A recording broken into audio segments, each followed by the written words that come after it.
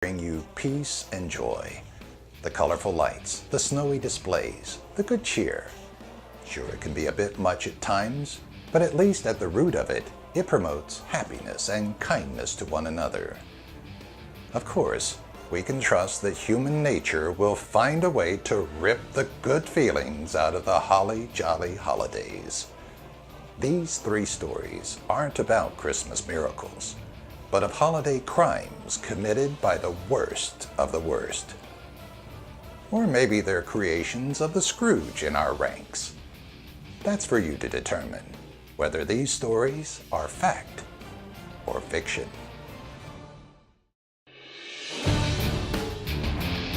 The line that divides the factual from the unreal has long since blurred.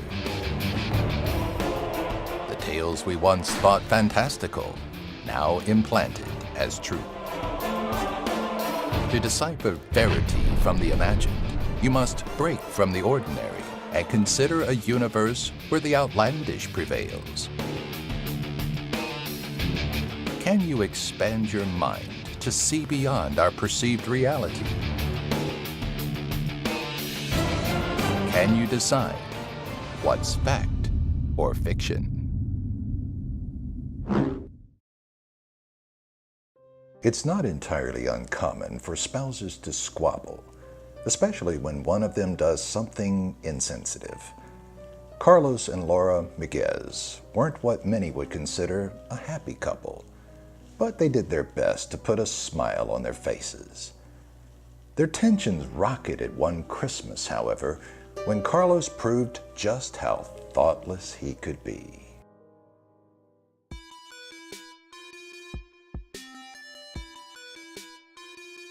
This is just like him. I'm so sick of it.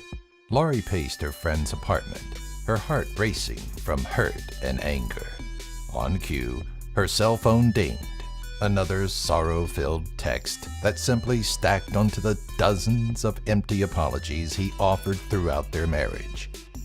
Laurie considered ignoring it, but even 4 days after their last fight, she was still furious. Carlos had never been the best when it came to Christmas gifts, but year after year it was obvious that he had grown more and more uncaring. Last year's vacuum cleaner was nothing compared to his complete forgetfulness this year. It hurt to have been completely overlooked, especially by the man intended to love you forever during a holiday that's pretty impossible to miss. No, he wouldn't get off easy this time. Disregarding his lengthy "I'm sorry" text, she launched into a tirade that concluded with a harsh demand: "You need to move out." She waited for him to respond, but a few hours passed with no acknowledgement. Hoping he had left, she returned home long after nightfall. The house was dark, save for the lights of the Christmas tree shining through the living room window. When she walked through the door, to her dismay, he was still there, sitting quietly at the kitchen table as the soft glow of the holidays illuminated him. "We should talk about this." His voice shook, but she just rolled her eyes and retired to the bedroom.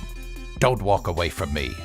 It wasn't uncommon for his voice to roar through the house, but he had always been a man with plenty of bark, but no bite. Figuring he needed help understanding the concept of moving out, Laurie started pulling his clothing from the closet, her anger compounding as the pile grew on the floor. Her heart pounded in her chest, drowning out the sounds of the door opening and the heavy footsteps approaching her. Without warning, a calloused hand grabbed her throat and spun her around. She had never seen Carlos's eyes filled with such rage. He squeezed, imagining her throat crushing beneath his fingers, but the satisfying snap never came. She just stared at him in shock, her doe eyes filling with water. Fearing he couldn't see his impromptu plan through, he had prepared a backup strategy, something quicker and less personal. He let his hand slip from her throat, giving her a second's reprieve before jamming a knife into her stomach. The moment she fell limp, the rage left him, leaving him with a heavy regret and sorrow that left him wanting to die, but with no strength to do so. Could a Christmas gift really get between two people to a point where it ends in murder? Maybe their relationship was already coming to an end, and this altercation was just the straw that broke the reindeer's back. That still doesn't explain such a violent reaction from a man not known for his violence. Perhaps this is just another one of our fictional creations. We'll let you decide in the comments section. Before we get to the reveal, let's visit the story of Miqdad Safar, who, on one Christmas morning, proved that no holiday is safe from acts of gruesome violence.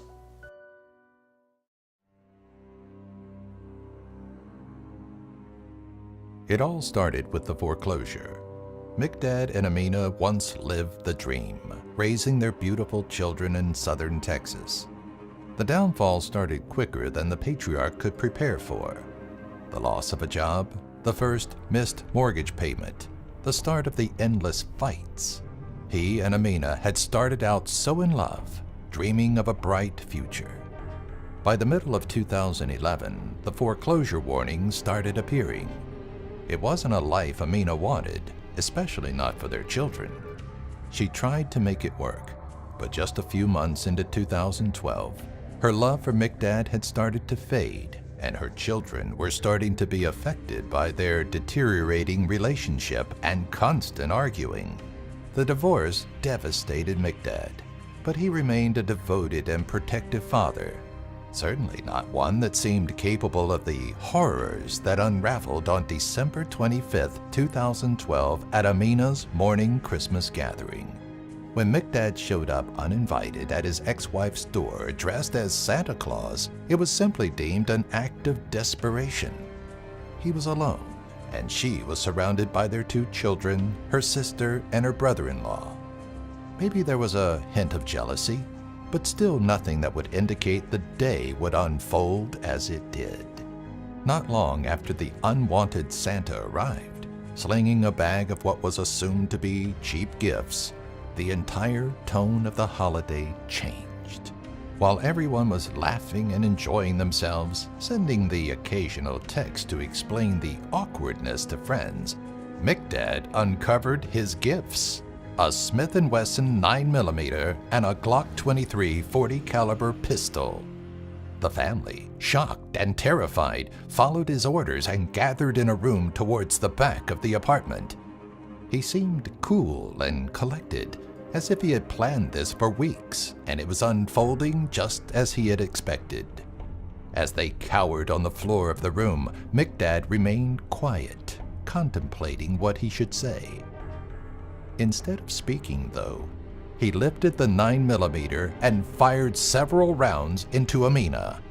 One by one, he emptied rounds into each of his loved ones without explanation. Even as his children begged for their lives, Miqdad had nothing to say.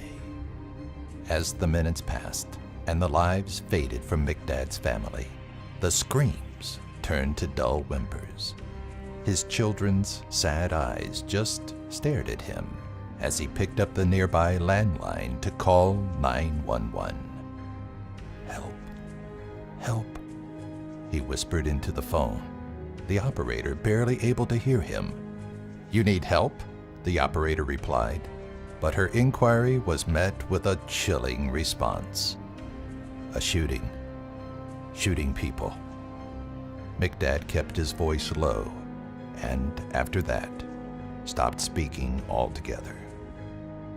When the call ended, he turned the gun on himself and fired, ending his family's last Christmas together in a pool of blood. It's tragedies like these that leave us wondering why. Miqdad loved his children, didn't he? Sure, many people have killed their spouses before, but to sink so low to remove your entire family from existence on Christmas Day? Leave your thoughts in the comments section below. And before the reveal, there's one last Christmas crime we still have to tell. This holiday season, ask yourself, how well do you know those closest to you? Are they faithful? Could they hurt you when pushed too far? Had the Gill family asked these questions of each other, chances are their Christmas Eve would have gone quite differently.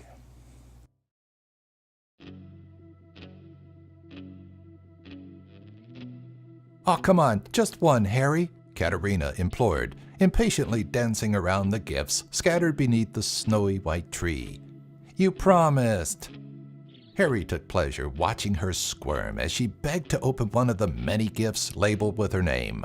He pondered for a moment, then recalled the golden necklace bearing her name. It was one of the few things she didn't pick out over the year, and he was more excited to give it to her than he wanted to let on. Without speaking, he feigned a sigh and pointed to a small box nestled in the branches of the tree. "I didn't even see that one, you sneak." She gleefully snagged it from the hiding spot and nearly sprinted to the couch. Harry knelt on the floor in front of her. "Well, go on, you brat. You get one tonight." As Katerina's fingers dug beneath the folds of the paper, Harry noticed something that nearly stopped his heart. As she tore at the paper, he froze as a purple jewelry box sat in her hands. Katerina hated purple. Melissa loved it. Katerina made no mention of the color, but she seemed to take forever opening it, giving Harry more than enough time to consider how he had mislabeled the boxes. His mind raced, chiding his ignorance and thinking he could have kept his affair from being discovered. He couldn't move, though, especially not as Katerina lifted the lid and saw the 7-letter name staring up at her. "Wait, what?" Her voice trailed off when her eyes met Harry's. Maybe he could have explained it away as a mistake made by the jeweler, had his eyes not oozed with guilt. "Are you kidding me? Who the hell is Melissa?" 3 years of marriage thrown away on what was originally meant to be a quick fling. Harry had no words, and when he didn't answer, he could only watch as Katerina sprung from the couch, knocked him to the ground, and left the living room. Harry thought he'd have a moment to collect his thoughts and find a way to explain, but his time alone was cut short.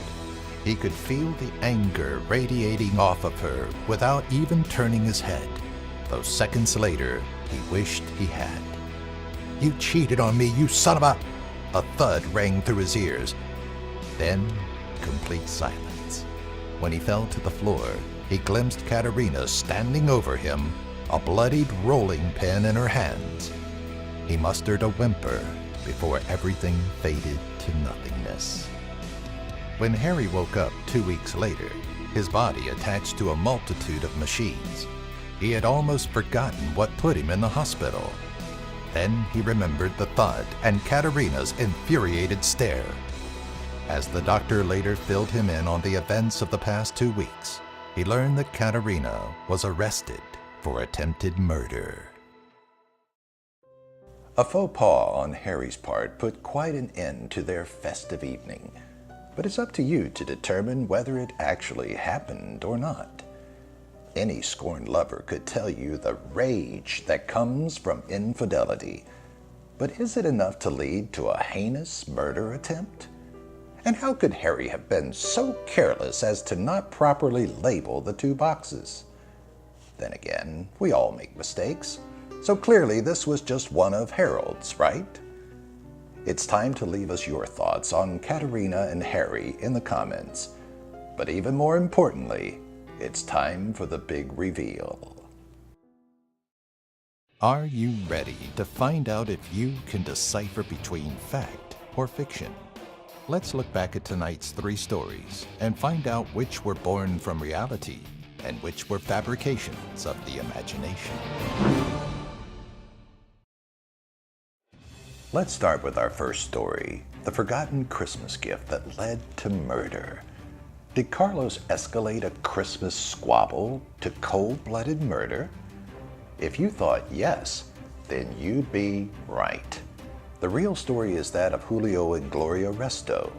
After receiving nothing from her husband, Gloria made the call to kick Julio out, resulting in her murder. Afterwards, Julio then made several attempts on his own life, including suicide by cop. Julio entered a police station brandishing a knife, but was taken down by non-lethal rounds.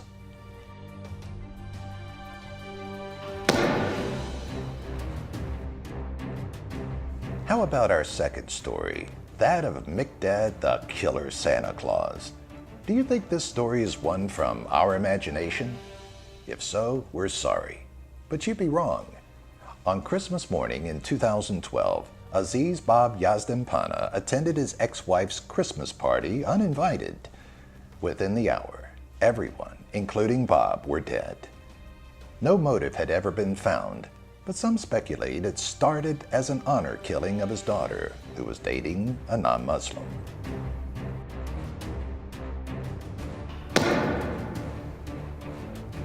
Finally, we look at Harry and Katerina. There may be many who can vouch for how realistic Harry's gift slip was, but this story is rooted in fallacy. It's nothing more than a Christmas concoction, a little holiday gift from the Fact or Fiction crew to you.